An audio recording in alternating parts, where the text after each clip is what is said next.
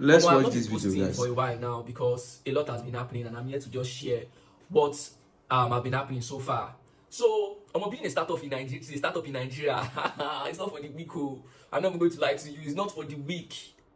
So, earlier this month, people are joining our platform, onboarding on Swifttree because of our founder-led video. We've never run any ads on social media. All the customers we have on our platform, they are true founder-led videos.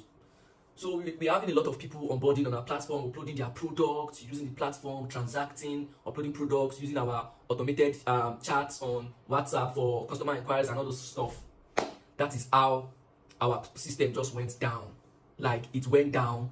That Monday, I went to our dashboard and I realized that our infrastructure credit that Google gave us, it has finished. Like, and they didn't even alert us that this credit is to finish so time. No alert, it just went down.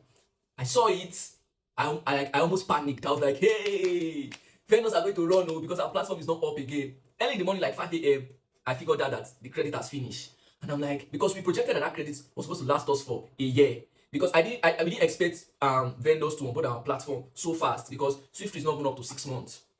That's how I called my co-founder and I'm like, he don't share like, our infrastructure credit don't finish. What we go do now? Hey, my co-founder was like, are you sure? Check it where? Can you go? I shared my screen. We're going and say, okay, what are we going to do now? What are we going to do? That's why, like, I always say this: you need to have knowledge of computer science. Like, if you're building something tech, you need to have the knowledge in and out of so many things. Like, you need to be a tech person, because if we didn't have like this domain knowledge, to be honest, it was going to be really, really hard for us. That's how my co-founder was like, okay, let's have a meeting. We had a meeting. I spoke to our graphic designer. We start designing a flyer to pull out and tell our vendors that, our server is down. Let them give us a particular time to be up really, really soon. You should not panic. So he was doing that on call with the backend engineer. The backend, okay, what are we going to do next? How is it going to go about that? Which server are we going to migrate from Google Cloud to another server? Because the bill Google gave us to pay. Hey, I don't want to mention this here. It's a lot of body. Like, a lot of body, and we're not going to pay that. So I already mailed Google. They can give us more credit, and Google said it will take them 1 to 5 business days for our system for them to reply us, and we can't wait for 1 to 5 business days because we have vendors actively using our platform. I told my co-founder that vendors will start reaching our support line now and making complaints that their stuff is not working. Before you know it, vendors started reaching out to them, and my face is out there. Most of our vendors, they know my Instagram page because our videos are just founder led, and our business page tagged my own personal page. So we're reaching out to me in my DM. So we're going through our support. The ones that I've built personal relationship with, they are calling me that, my customer cannot do this, blah blah blah, those kind of stuff. I was like, please just calm down. Then one person in my team passed the memo telling all our vendors not to panic, that the system will be up and everything. That is when I know that this is my backend engineer. Don't worry, the guy is good. My backend, my front end guy, they were on standby on call. We're on call. Like, this call was about 2 hours, 5 hours call. Everybody on standby, all hands on deck. I was just giving the guy, okay, access. We're migrating from this, we're going to this cloud server, swiping my card to pay for that cloud server. You had this secret key, you had this key to one key, just giving the different token, generating different token. We are migrating ASAP. Like that, my front-end guy is there also testing, and the guy is implementing, the back-end guy is implementing, the front-end guy is testing, the product designer guy is doing another design with the graphic designer.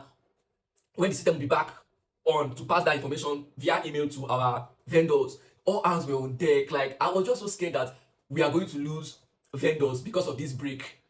And my back-end engineer told me 2 hours the system will be up. This guy was just on the system doing things, writing like pressure, Tiwa. The guy was just going on the call, everybody were just all hands on deck. This person is talking to this customer, another person is talking to that customer, and everything. 2 hours, the system was back. I didn't even know the system was back. Like, I didn't even know the system was back. One vendor just told me that she has been able to process, a customer has been able to process money on her storefront. Like, the pressure just dropped. I was like, and this I'm telling you happened around 2 p.m. We were on it till around 4 p.m. before the system came back. And it was just so crazy, like a very crazy experience, to be honest. I was thinking that, as this happened, our vendors are going to say they are not using our platform again. But none of them churned. The system came back and they understood that, times like this, things like this may happen. I was thinking, it's going to drop. This is going we're not using. None of them, they are still using the platform till this time. And I really want to thank everybody using Swifttree. Like, I know in a society whereby trust is really, really low, and even things like this are happening, and some vendors even done transaction, you guys still stick with us, still doing business with us. We really, really, really appreciate everyone. You see, as a startup in Nigeria, there are a lot of things you need to check and factor in before even starting up your brand. Do you see in this video now? What actually saves this guy is because he has a strong team. They are working together. I didn't mean he was using inexperienced programmers.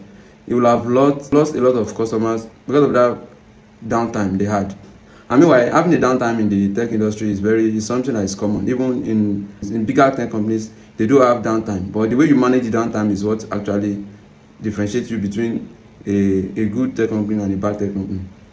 So the mistake majority of this startup, let me say Nigerian startup, do is that, especially if you are a startup that does not have a lot of funding when you are starting up, or let's say you have little to no fund to start with.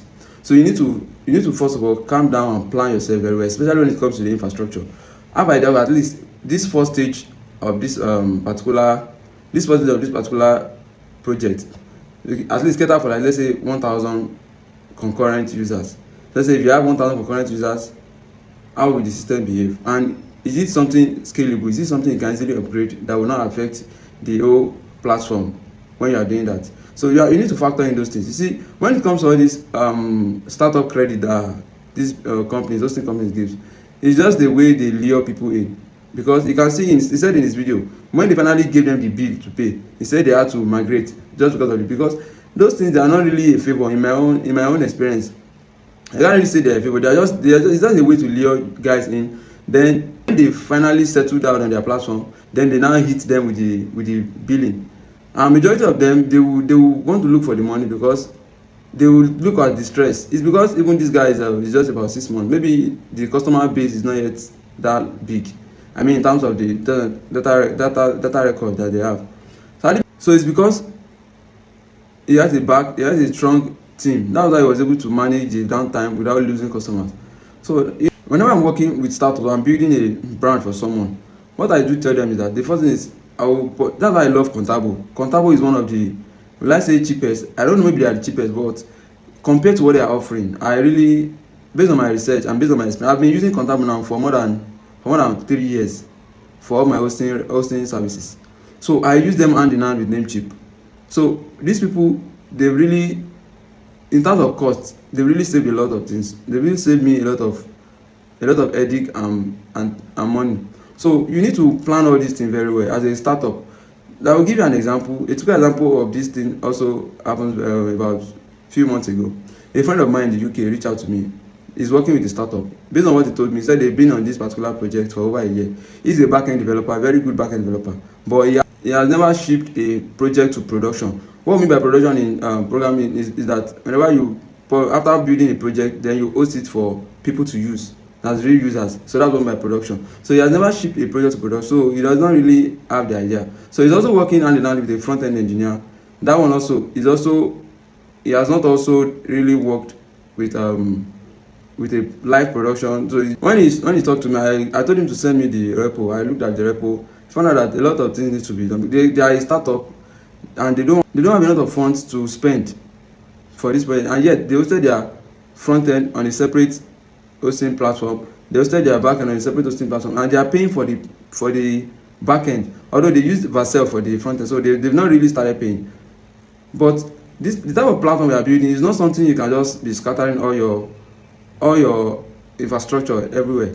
So I had to look at that. So after we discussed, I told them what I would like to do for them, because in this particular, I'm not sure they'll be able to continue because they are a startup and they've not really gotten, although they've started marketing, they've get users that are ready to onboard, but they've not really started making money. So it might be hard for them to continue with that type of settings they have. So what I did was that after we discussed, we signed an agreement. So after signing the agreement, I asked him to give me the access to the two repos. So I cloned the two repos. I created a mono repo and I merged it.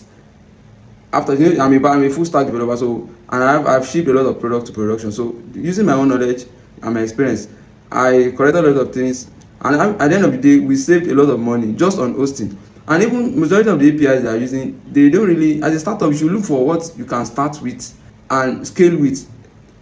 Majority, at the long run, you still pay money for some things, but at least start with something that even when it's time for you to make payment, they won't cut off your neck, because the billing, you can see what he said they are never going to make that payment, because The billing is just too much. That's what most of these startups don't understand. So whenever you are starting up something, a business, especially if you're in Nigeria, you don't really have a lot of funding.